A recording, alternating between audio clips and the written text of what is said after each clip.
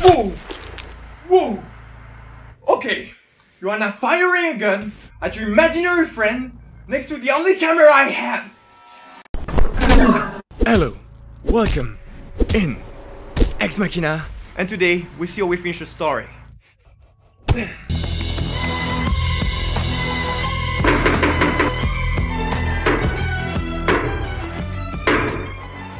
So the end of an improvised scene often falls flat, either because the aspect has been neglected during training, either because of time limitation, just like during a match, when you have to solve the problem before the bell rings. Which lead to an awful syndrome, the super player syndrome. Super player, he's so cool he can finish any scene.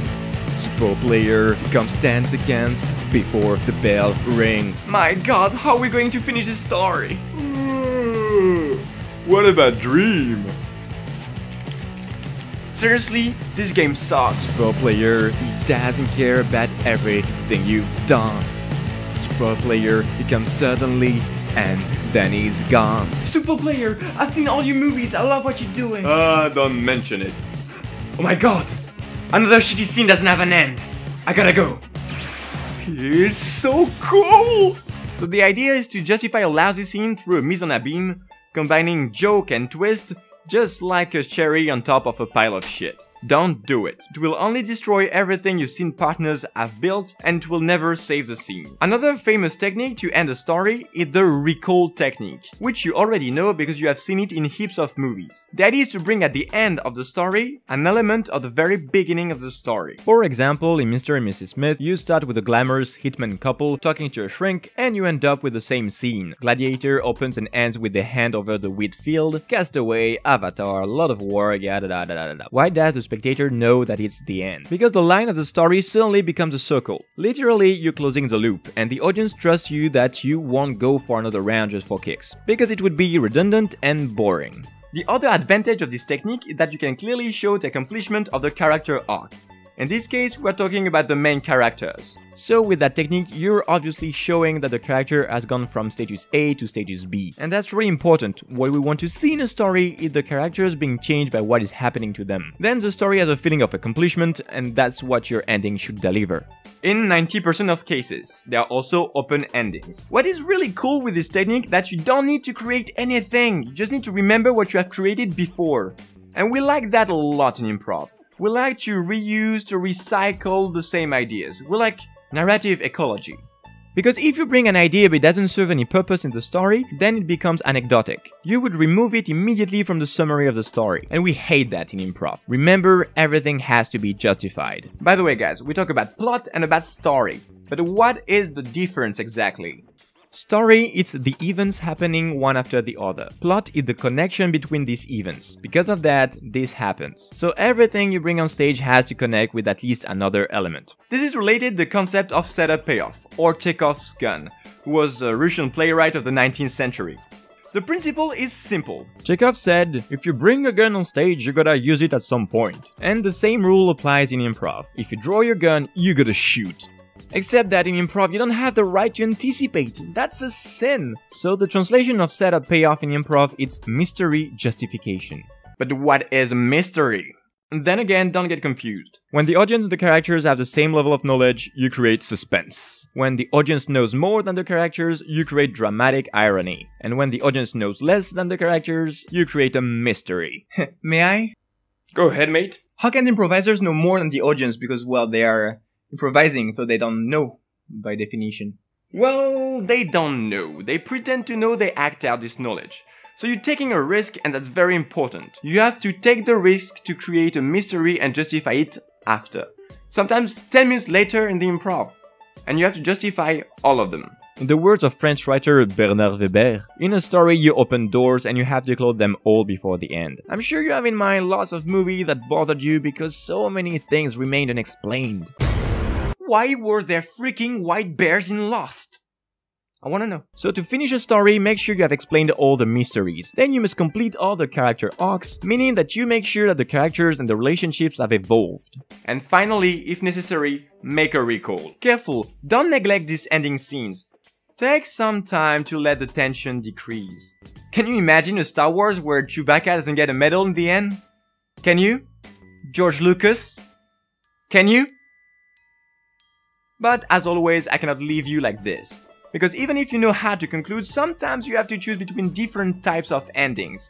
And we can distinguish 3 different types of endings. And to talk about it, I need to come back to my story values, which I talked about in the previous episode. We said that these values can be positive or negative. Either in the beginning you have a negative value and reverse it after a few events, that's our happy ending. Either you start with positive and it doesn't end well, that's the tragic ending. The third type of ending is what we call the ironic ending. I told you that a hero can have many story values. In this case, it can have a positive one and a negative one, and both will be reversed. So it's not a bowl of lukewarm water, both values are clearly reversed. May I? Oh, please. It's a little bit too generic. I mean, between the different genres, like, it doesn't end the same way. Yeah, but then I have to talk about genres, story structure. The episode is going to be too long. Oh yeah, I know. You send them to other YouTubers talking about story structure, and then you make dedicated episodes to genres where you can talk about the concept you don't have the time to talk about now, and this way you can talk about the rest. Okay, so for long story structure, you should check out this awesome video by D4Darius about the 3-act structure. So there are stories with 5, 6, 8 acts, but 3 acts is really the basics. And I'm going to talk about the short story structure. There is a very old structure called the Freytag Pyramid. It sounds like Nordic god, but it's just a 19th century German author. The principle is simple. A story almost always follows the same path. An exposition phase, then what we call the inciting incident, then the rising action, the climax, the falling action, resolution, and atonement. So you see that there are a lot of things happening after the climax. That's great for a scene of 10-15 minutes. If your format is even shorter, like between 2 and 10 minutes, you need to simplify and go exposition, problem, complication, resolution. Now, if you are under 1 minute, you are stepping in the punchline zone. Exposition, problem, resolution. Except that you won't have enough time to build up tension, so you need to find another way to surprise your audience. To do that, I need to come back to the circle of expectation I've been talking about in the episode about organic improv. Yes. Everything is connected. The exposition sets up your circle. The problem indicates where you are heading to. The resolution must solve your problem. Be inside the circle of expectations, but not where you would expect it. For example,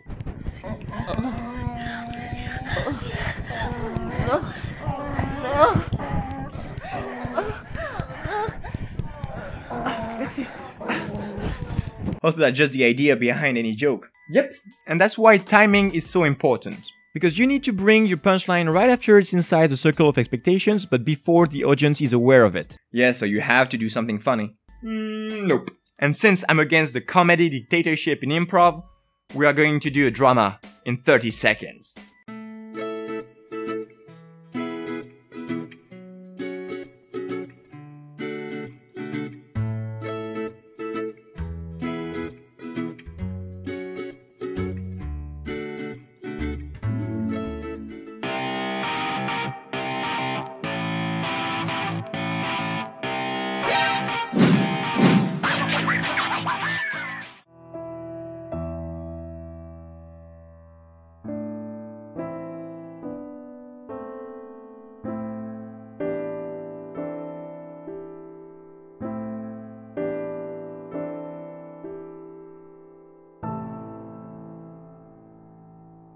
And can you make a punchline in 1 picture?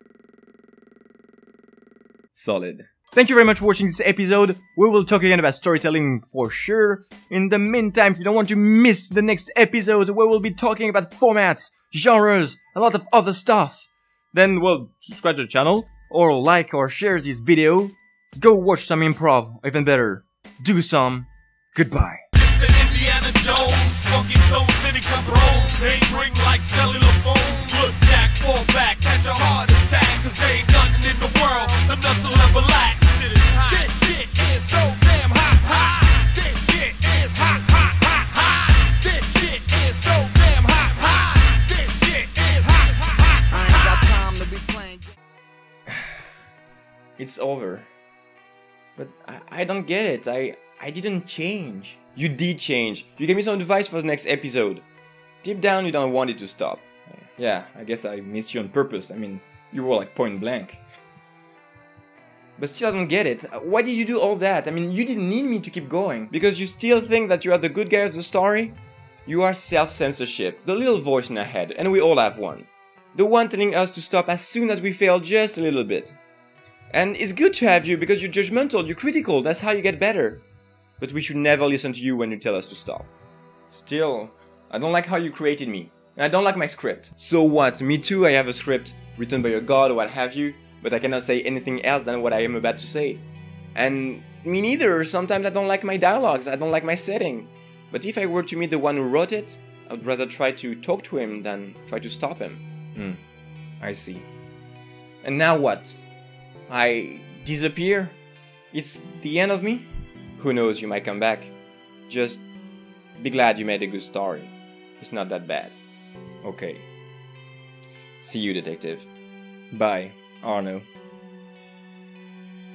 Hey, where are you going? Just one last thing. 7 months of investigation. End of line. Case closed.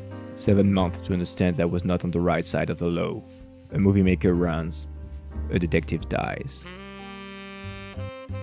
Fair trade.